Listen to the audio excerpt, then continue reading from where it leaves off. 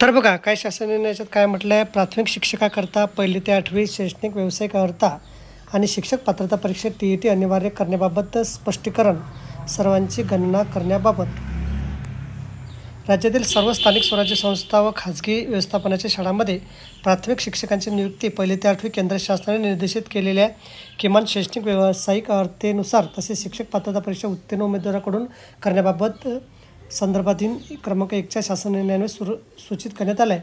तथापि मागासवर्गीयांच्या पदाचा अनुशेष, आदिवासी परिक्षेत्रातील दुर्गम भागात बोलीभाषा ज्ञात असलेल्या शिक्षकांची कारवाईची नियुक्ती इत्यादी कारणामुळे नियुक्त करण्यात आलेले काही शिक्षक हे शिक्षक पात्रता परीक्षा उत्तीर्ण नसल्याचं आढळून आल्याने सदर परीक्षा प्रथम 3 संधीत उत्तीर्ण होण्याबाबत संदर्भाधीन क्रमांक 2च्या शासन परिपत्रकाने बंधनकारक करण्यात आलं आहे.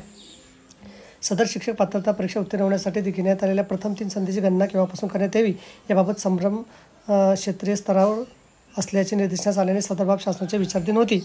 राज्यातील सर्व स्थानिक स्वराज्य संस्था व खाजगी व्यवस्थापनाच्या शाळांमध्ये केंद्र शासनाच्या निर्देशाप्रमाणे किमान शैक्षणिक व्यावसायिक धारण असणाऱ्या शिक्षकांची नियुक्ती सरळ सेवेने दिनांक 13 फेब्रुवारी 2013 नंतर करण्यात आलेली असल्यास अशा शिक्षक राज्य शासनाने संदर्भाधीन क्रमांक 1च्या शासन निर्णयाने बंधनकारक केले. शिक्षक पात्रता परीक्षा उत्तीर्ण नसल्यास सदर शिक्षकाची उक्त परीक्षा संदर्भाधीन क्रमांक 2च्या शासन परिपत्रकानुसार प्रथम 3 संधीत उत्तीर्ण होणं आवश्यक आहे.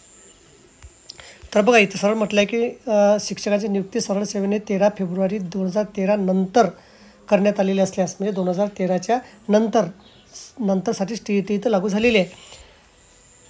20/7/2016 नंतर 30/7/2016 नंतर नियुक्त पदावर होणारी नियुक्ती शिक्षक पात्रता परीक्षा उत्तीर्ण धारकाचीच राहील.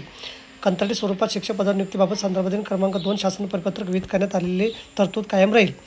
तर बघा याच्यात सरसर म्हटलं आहे की 30 फेब्रुवारी 2013 नंतर म्हणजे सरळ 13 फेब्रुवारी 2013 नंतर TETची अट घातण्यात आलेली आहे. 13 फेब्रुवारी 2013च्या आधी TETची अट नव्हती हे आपल्याला याच्यातून सुद्धा समजते.